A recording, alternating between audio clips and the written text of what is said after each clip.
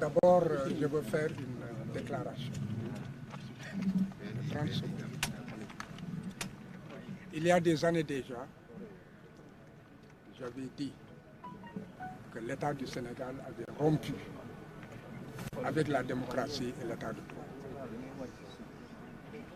Et chemin faisant, aujourd'hui, il est manifeste que la politique a fait irruption dans le palais de justice. Et lorsque la politique entre dans le palais de justice, il appartient aux acteurs judiciaires d'être lucides. Sinon, c'est de la folie. Ce matin, nous avons assisté à une véritable folie judiciaire. Un tribunal qui a perdu son droit et son latin. Je ne vais pas développer, c'est des questions de droit, mais déjà le tribunal s'est fourvoyé et ne peut pas rendre une décision qui puisse ne pas, en fait, violer le droit à un procès équitable. C'est du point de vue procédural, je ne développe pas. Il est manifeste que si nous avons quitté la salle, nous avons été contraints de le faire. Dans la mesure où, avant que les débats ne commencent, les avocats peuvent présenter des préliminaires. Le premier préliminaire qui était posé, c'était qu'il fallait que les avocats puissent obtenir quelques minutes. On ne presse pas un procès. L'important, c'est de rendre le bon droit. Ce qui a été refusé. Ensuite, la défense a voulu développer un autre préliminaire dans la mesure où il avait déjà limité le temps en disant seules 3 personnes pouvaient parler d'un côté comme de l'autre et le ministère public. Du point de vue principiel et du droit pur, chaque fois qu'on est dans une salle d'audience et que la parole est donnée, même le bambin qui n'est pas en première année de droit, c'est que la parole est donnée en dernier à la défense. Et cette parole devait permettre que l'on dépose un certificat médical qui permette au tribunal de voir quelles règles de droit appliquer. Ce n'est pas que parce qu'on a déposé un certificat médical que le tribunal peut renvoyer ou bien que le tribunal doit juger. Non. Cela dictait une autre règle procédurale. Mais comme je l'ai dit, alors le tribunal avait perdu son latin et avait perdu ses moyens et était rentré dans une logique où il ne fallait pas écouter les avocats, ni de par leurs moyens, ni de rien du tout. Et le juge ne s'est pas privé de dire, maître, dans des circonstances dans lesquelles nous nous trouvons, la défense se retire. Est-ce qu'il appartient à un juge de le dire? Donc, le tribunal était dans la logique, non pas de ne pas écouter les avocats, mais était en train de voir quel était le confort que la défense pouvait lui donner en quittant la salle. Il est clair. Et nous avons demandé un donné acte. C'est le minimum. Que le tribunal constate que nous déposons un certificat médical et qu'il l'a reçu. Il avisera après, du point de vue procédural, ce qu'il fera. Le tribunal a refusé de prendre le certificat médical.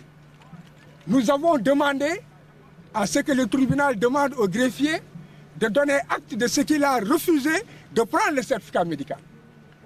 Le tribunal a refusé. Et a commencé à lire l'assignation. A-t-il terminé la lecture? Ne l'a-t-il pas terminé? En tout état de cause, il a donné la parole immédiatement à la participée. Donc nous sommes là où nous nous mettons dans le conformisme d'un cirque, ou bien nous faisons comprendre au monde entier que nous ne sommes pas devant un tribunal, mais nous sommes devant un organe en commandite. Et mieux encore, aujourd'hui j'interpelle le monde entier. La défense entière de tout l'univers, c'est une attaque contre la profession d'avocat. Le fait qu'on ait brutalisé et retourné Manu Militari, notre confrère qu'on n'arrive pas à joindre, on ne sait même pas dans quel avion on l'a mis et où est-ce qu'on l'a débarqué. On a empêché la défense d'exercer la profession. Donc ce n'est pas une attaque ni contre Sonko, ni contre nous seuls, mais contre en fait l'ensemble de la défense. Et il n'appartient pas à un État de choisir qui va venir défendre un citoyen ou qui ne doit pas venir pour défendre un citoyen. Nous avons pu voir que l'État a laissé entrer dans le territoire national un avocat étranger venu pour la partie civile. Et cet avocat est dans la salle. Et au même moment, il a amputé Ousmane Sonko d'une de la défense dont il s'était choisi. Donc, il est manifeste que c'est un précédent. Et nous sommes dans un État où il n'y a que des précédents. J'avais dit qu'il y a l'école de Macky Sall. Le précédent qui utilise l'appareil judiciaire pour dévoyer la démocratie et empêcher aux opposants d'aller aux élections. Il y a une seconde école de Macky Sall. Cette école, c'est que désormais, les États empêcheront la défense de faire venir des avocats de notre pays. Voilà pourquoi cela interpelle la défense de tout l'univers. Et je pense qu'il y aura en fait des réactions fortes. Rien que pour cela, même sans le fait qu'il n'ait pas reçu le certificat médical, les avocats n'avaient pas le droit de plaider et la partie civile n'avait pas le droit de rester parce que les avocats, c'est un monde unique, c'est un monde solidaire. Maintenant, ce qu'il y a lieu de dire, c'est que Ousmane Sonko a déposé des certificats médicaux qui font qu'il se trouve dans un état d'incapacité. Ce certificat médical, je l'ai dit, haut et fort, n'empêchait pas le tribunal de continuer ses débats et de trancher. Et de donner aussi la parole aux avocats. Mais il est manifeste, comme je l'ai dit, il y avait des erreurs et le tribunal a perdu son latin et son droit. Sauf que la loi dit qu'à l'absence du prévenu, les clients, les avocats ne peuvent pas plaider. Est-ce que vous confirmez? Vous savez, vous n'allez pas. En tout cas, c'est ce qu'a dit le juge. Non, laissez-moi répondre. Et les avocats de la partie civile, à l'absence du prévenu, vous ne pouvez pas plaider pour votre client. Oui, bon. Qu'est-ce que vous répondez à ça?